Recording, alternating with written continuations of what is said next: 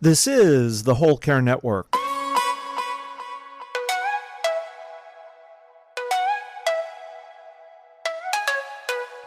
Helping you tell your story one podcast at a time.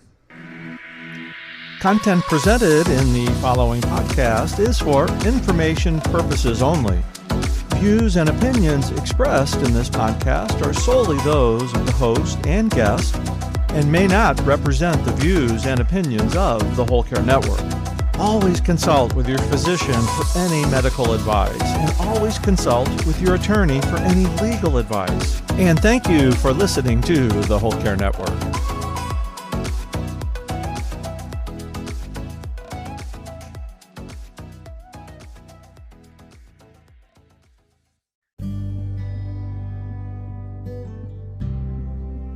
Hi there. Welcome to the Island Treasures mini podcast for caregivers. I'm your host and caregiving consultant, Allison Van Schie of Alongside Caregiver Consulting from the Comox Valley on beautiful Vancouver Island in British Columbia, Canada. When is it the right time for your loved one to enter a care home? This is likely the hardest decision family caregivers have to make for a spouse, a parent, or a sibling, especially if we've made the promise never to put them into a care home. At the time the promise was made, things were manageable. Perhaps there weren't any hints that our loved one would one day need any amount of supportive care. But circumstances change, and his or her care needs have increased. You find you are doing more and more to help them with their activities of daily living, their ADLs. You're taking on more responsibilities, being responsible for them. Add to that, you are now solely responsible for the household, the finances, basically everything. And you are the only one who can make the decisions, all the decisions. Even with extra support and outside help, you recognize caregiving for your loved one at home is no longer manageable. You are at your breaking point, and deep down, you know you can no longer keep them at home. And you realize you are going to have to break that promise you made before you break. It's no longer safe for them to be cared for at home or to age in place as they had hoped they could. Even if you didn't promise never to put them into a care home, there may come the time you have to make the most difficult decision that none of us ever want to make, when our best intentions are defeated by reality. I'd like to play a brief excerpt from one of the earliest podcast episodes from Season 1 of the Island Treasures podcast, featuring Dennis Dulniak. Take a listen. But it got to the point where the difficulty of her living at home with me became way too challenging and stressful. And the most difficult decision to be made was placing her into a memory care community. And that decision that people need to make of placing their loved one is a very, very hard one. As I say, it was the hardest decision I had to make in our marriage. Some say the lucky caregivers have loved ones who adapt easily to living in a care home. But even these caregivers admit it was the hardest decision they had to make in their relationship. And yet, there is another statement that I hear from caregivers once they have made that most difficult decision. And that is, I wish I'd done it sooner. They recognize their loved one's care needs, safety needs, and physical needs are being met. And over time, as they settle into their care home, their social and spiritual needs are also fulfilled. So how exactly do you make this hardest decision? For this exercise, I will encourage you to write down your answers. Let's start by identifying what your tipping point is. What do you see as being the one thing that pushes you over the edge? Or perhaps it's a combination of things. Are you there already? Doing this exercise may feel like it's the last thing you want to do right now, as it can be very emotional and a little time-consuming, but it can help. Consider which caregiving scenarios over the last few days or weeks have been the most challenging for you. Be honest. How many times did they happen? Write down even if it only happened once. What aren't you saying out loud? Write it down. The next part of this exercise is to rank these challenges. By looking at the worst experience you encountered, decide how many times it would need to happen within a given time frame for you to reach your limit. Once or twice within a day, a week, month? Consider this question for each of the experiences that you listed. Have you reached your tipping point already? Have you surpassed this limit? It's not healthy for you if you have, and that's not healthy for your care recipient either. Your loved one can pick up on your anxiety and anxiousness about the whole situation. Take a few moments to reflect on your answers and how they have been impacting you and your loved one. Next, we're going to talk about guilt, the guilt that's associated with making this and other decisions. For many of the ideas I present here, I'm referring to a helpful resource called Nursing Homes and Assisted Living, the Family's Guide to Making Decisions and Getting Good Care. It's the second edition.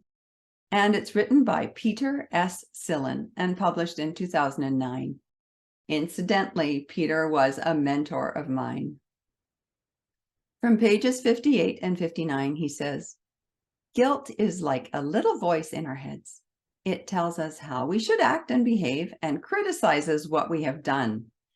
It is the voice of standards that we have set for ourselves, or sometimes that we think society has set." Peter goes on to talk about our own fears, fearing what other people may be thinking about us or what we think they're thinking about us, believing they are criticizing us for putting a family member into a care home. Let's explore more of Peter's insights from page 61 of his book, specifically about making the decision for our spouse's future care needs. Did your wedding vows include, for better or for worse, in sickness and in health, till death do us part? If so, you're likely chastising yourself for even considering putting them into care. Would you agree that you're feeling guilty? Remember, this isn't something you want to do. Let's think of it this way. What if your spouse had a terminal disease that required hospitalization for the rest of his or her life? Would you then be able to keep them at home or want to keep them at home? Placing a loved one into care so that their care needs are met means you are choosing care for them. You are not abandoning them, and you're not a bad person. You may feel that you are choosing yourself over them, and internally, you're labeling yourself as selfish, which Peter says is a word dripping with judgment. Yet, according to Psychology Today, there are 3 types of selfish: the good, the bad, and the neutral. Incidentally, by the time you are seeking placement for your loved one, you probably have been prioritizing them and their care needs for quite some time. That is not selfish, good, bad, or otherwise. Nowhere does it say that you need to exhaust yourself or impair your health in your role as spouse or caregiver. On pages 68 and 69, Peter talks about our need to ask for forgiveness, especially when someone is angry with us.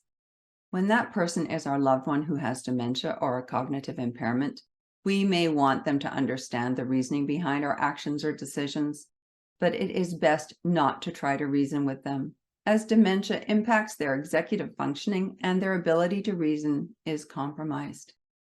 You may still want to soften your feelings of guilt by seeking forgiveness, their forgiveness. So instead, agree with your loved one, validate their feelings, tell them it is unfair. It's unfair for both of you. Then change the subject or drop it completely and stop talking. If you still feel you need forgiveness, share your feelings with a friend or confidant. If you've been keeping journals throughout your caregiving journey, and I hope you have, now is the time to reread them and remind yourself of where this journey has taken you and your loved one, and remind yourself of the prognosis of their progressive disease, their illness. Your journal will likely highlight the many losses you have already experienced and you are grieving. Your relationship is changing, which means your roles are changing. What do you do for a friend who is grieving? Would you offer them sympathy and compassion? Of course you would.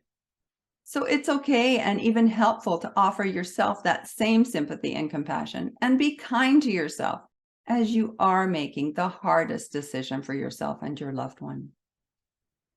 There's so much more surrounding the processing of this decision and the heavy emotional components that accompany this life transition. But these points I share as a starting point to raise awareness of the need to be kind to yourself, to recognize your tipping point, and to recognize the need that trumps all needs, and that is for safety, both your care recipients and yours.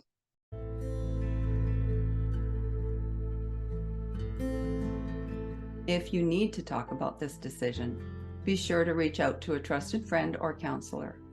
And if you wish to contact Alongside Caregiver Consulting, there's a contact button on the alongsidecaregiverconsulting.ca website.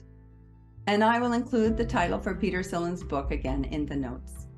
Thank you for tuning in today. Take care.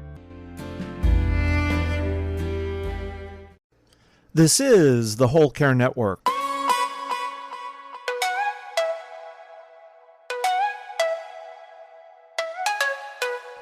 Helping you tell your story one podcast at a time.